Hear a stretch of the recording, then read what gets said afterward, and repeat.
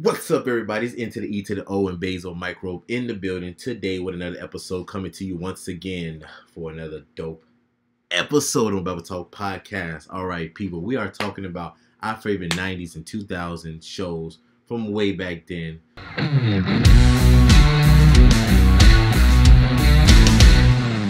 All right, let's get it started. I'm going to name my 5 favorite 90s shows as when I was a kid. You already know. If you like these shows too, comment down below and let us know. All right. So I really liked Powerpuff Girl, Rugrats, Hey Arnold, Courage the Cowardly Dog, and Cat Dog. Okay. I really like these shows. A little bit about each one. You know, Powerpuff Girls. You got Science Man. I forgot his name. Forgive me. You got Science Man in the back. Had that Chemical X. Boom, boom, made 3 little girls. I don't know how he did it. He ain't had no, he ain't had the other stuff he needed to make girls. But hey, he had some. I don't know. He had a little something put in the bucket. Rugrats as kids, right? I don't know. Have you ever watched Rugrats and then watched the grown-up version of Rugrats? If you did, which one did you like better, the kids one or when they're like teenager grown-up ones? You know what I'm saying? For sure, it's the kids version when they were kids. I think so. Sure. Rexard all day. And then you got Hey Arnold, the coolest kid on the block. He was the coolest kid on the block in the 90s. Okay, his name was Hey Arnold, football head, man. He had all the girls. He had the best friend. He had the swagger. Come on, he had the flannel around the waist. Come on, bro. He had that drip. Baseball cap. That was that drip. You can't beat that, right? Then you got Courage the Cowardly Dog, but he wasn't even cowardly. He was strong.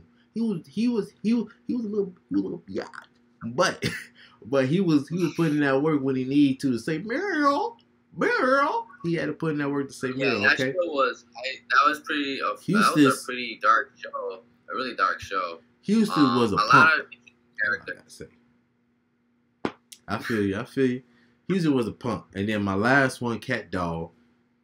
I'm trying to still figure out to this day, how do they use the restroom? I don't think they ever explained that in the show, but and you will never know. They'll never explain it. But Cat Dog was funny. It was a very interesting concept on how a cat and dog live in the same body, live 2 different lives, but the same life. You had 2 different personalities, but the same life. It's just crazy to me.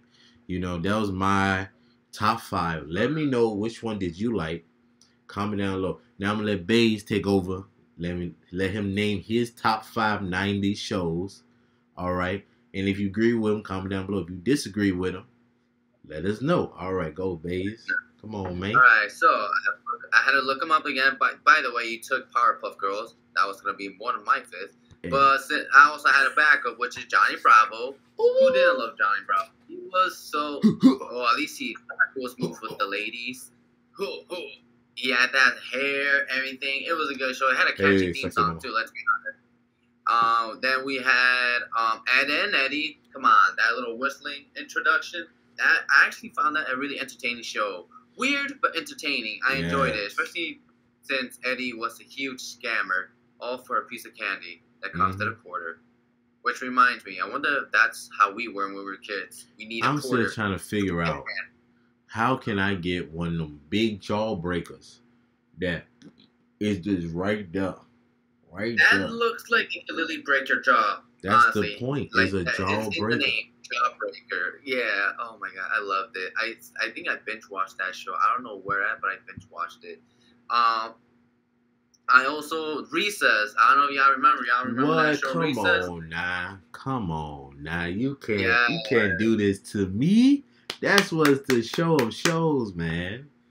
Come on now. I gotta rethink my topics. Then we have Dexter's Laboratory. Come on, Dee Dee, get out of my laboratory. Come on, y'all remember that? I think I remember they made like a little parody version of the Hulk. Whenever he ate vegetables, he would turn into the Hulk because he was hungry. He actually wanted food. He was not a healthy person. Yeah. And then last but not least, y'all know it, the Batman animated series. with Henry Conroy, rest in peace, my man. Like Chef's Kisses, that was a great freaking show. What do you think? You guys agree? Let us know in the comment. All right, let us know. Comment down below and share it. All right, we going into the 2000 realm right now. Okay, I'm gonna let you know my top 5 favorite 2000 cartoons way back when. All right, let's go. All right, so we're gonna go with Foster Imaginary Friends. Come on now, you got imaginary friends that can do stuff. Come on, best thing in the world. Then you got. It just makes me wonder. Like, I wonder if when we were kids, that's how we saw ourselves as when we, I don't know about y'all. I used to think that my friend. Don't judge, okay? But that was just me. I got it. All right, my next one is Very Odd Parents, Samurai Jack, Jenny the Teenage Robot, and El Tigre. Come on now. El Tigre. You can't. Come on now. I forgot about that show. Come on now. Oh my god. So let me tell you a little something. All right, what you about to say, my man? What you about to say? Oh no, I'm gonna say, I'm probably might add an extra show that I just remembered actually from my childhood that was in Cartoon Network. All right, so it's an honorable mention.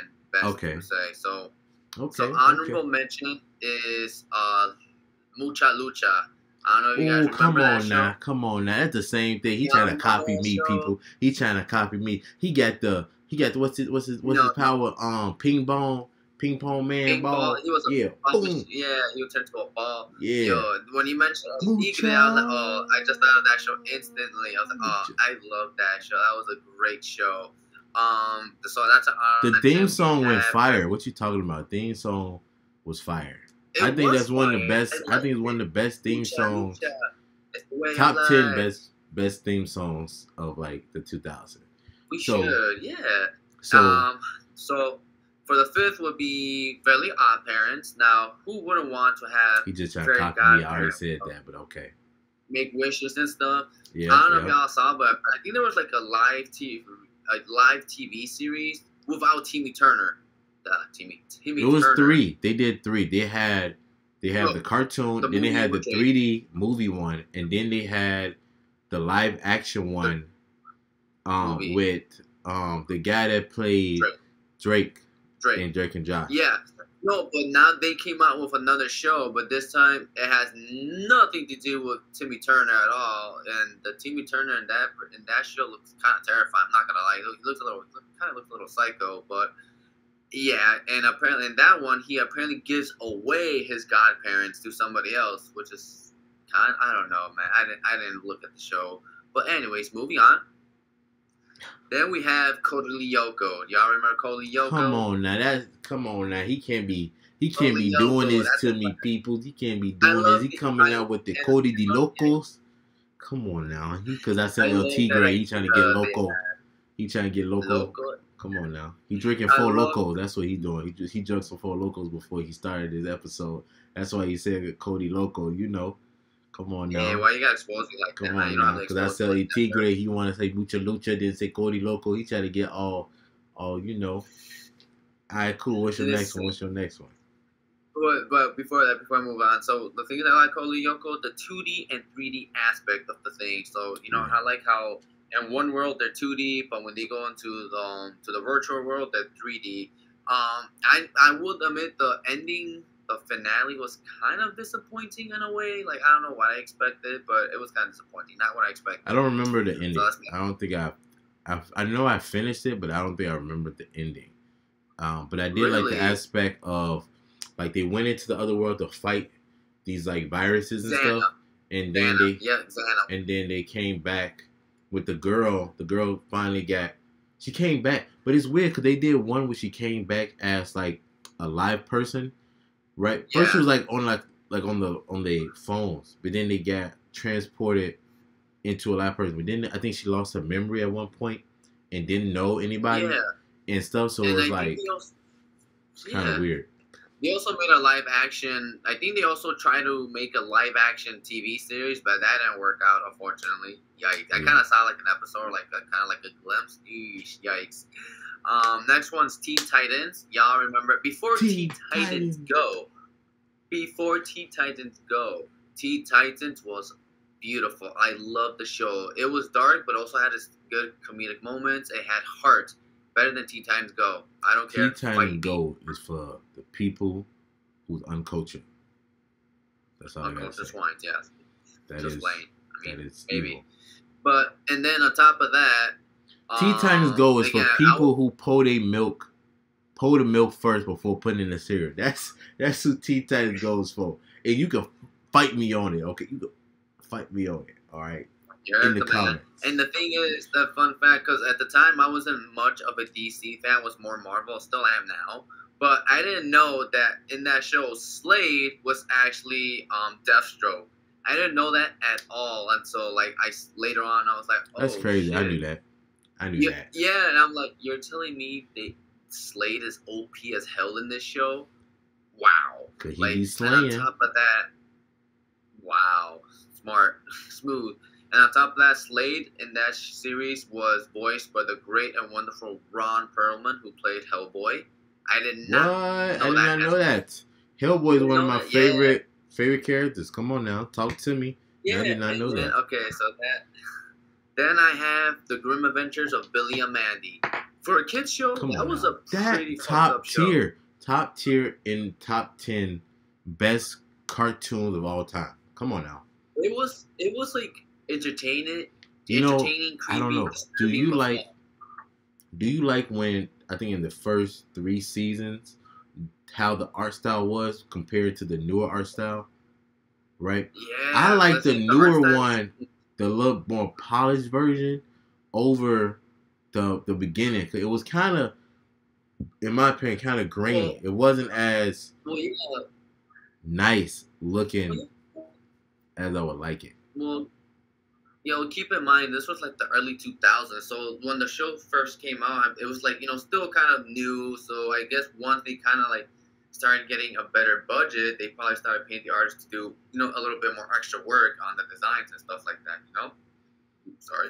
So, and then my last, but final, everybody, please, I know y'all remember this. You definitely have to remember this show. If you didn't, then I don't know what the hell y'all been doing. But Ben 10. Ben Tennyson, Mr. Man. Hey, back in the day, let me tell you something. Back in the day, I had the coolest watch in the world. Okay, better than a Rolex, better than an Omega, better than a Seiko. I had that Ben 10 Omnitrix on the Witch. All right, I got that little I'm jealous. Boom, I had that sucker. Okay, I was everywhere with it. You couldn't tell me nothing. I'm jealous. I never got a chance to get myself one of those Omnitrix. I've always wanted one, but never got a chance, unfortunately. I got it during the time when they came out with the live action movie, I think. But the movie wasn't terrible as people say it is. Okay, from what I remember as a kid, it was. You had to think, as a kid, you got to be like, oh, this is cool. You get to see like how it look in real form versus on the cartoon aspect of it. So you got to look at it from that perspective. It wasn't that terrible. As you get older, you be like, yeah, this is not it, right? It's like it hasn't aged. But I don't know what they was doing with Ben 10. They got Ben 10, then they got Ben 10 Omnitrix, and then I think they got Ben 10 Universe something. And then one when they're like adults, almost like teenagers. Yeah, they got like him as a kid, teenager. Then they got one when he was like an adult or something, or like. But then they went. But that was like part of the original season because they went back in time and stuff like that. But I remember. So it's like I like the original and then the teenage one. Everything after that is no. I think after that. They messed it. Once they started tweaking with the art style, they just made it worse. I was like, I don't want to watch it. You should have kept it. Look, let me tell you something. For all the anime fans that's watching it, as we know, look comparison to it, right? They saying, for I forgot what year anniversary it is for Naruto. They're gonna some people say, they should remake Naruto or whatever, right? But they was voting on it and everything, and then they said, Sasuke coming out with his own show, right? Cool. Do you think they should do that with Ben 10? Redraw it from the original artwork, but just more better than what it was, right? Just more detail and everything. Like put a bigger budget on it and come out with it. right? A revamped version. Say instead of Ben 10 getting the Omnitrix, say it's his sister that get it. I mean, or his cousin, right? That gets the Omnitrix, right? See, at one point they did that. Yeah, at one point. Yeah, but it was just like that's only because he won it off. I think he got it off by accident, and then it fell on her, and she got it, and she was the Ben 10 for like I think a few episodes. You know, or maybe do it like, or it was great. Would you rather see, right? If you're a Pokemon fan, how Ash finally became the world champion of Pokemon, whatever, right? Cool. And then they start off a new season with a new starters and a new character, right? You think they should do that for Ben 10? Right? So they do that for Ben 10 where he gets older, he have a kid, and he's able to take the Omnitrix off and give it to his son or daughter or whatever. Right? Something like that. You know? Would that be cool? Would you watch something like that? Again, they did do that, like you said, they did do that with the Ben 10 episode where he goes in the future and he's known as Ben 10,000. He does have a kid in that show or in that episode in the future. He did end up having a kid. I think he did pass on the Omnitrix to his son later on, though. No, he had his own. It was two. He had two. He had one that was like an upgraded one, and then it was like the original one. Because you could tell by the wrist, it was like an upgraded version of it. Because the one that Vilgax wanted was like a prototype, I believe. It wasn't the final product. Ben finally got the final product, and it was just the other one. So I think he passed it down to his kid or whatever, or something like that. I can't remember because I haven't fully watched the show. But if you guys know what we're talking about, like a couple of months comment down below and let us know. Okay? Yes, that is. All right, people. That's been our favorite 90s and 2000 cartoon shows of the year from way back when. Comment down below if you like it, if you don't like it, if you like our picks, if you got better picks, let us know down below. Peace out, boys and Girl Scouts. And Basil cut out. I don't know what happened to his camera, but hey, it's okay. You got me into the E to the O. You already know this me. This been Neo and Basil Micro in the chat. Talk to you later, guys. Peace.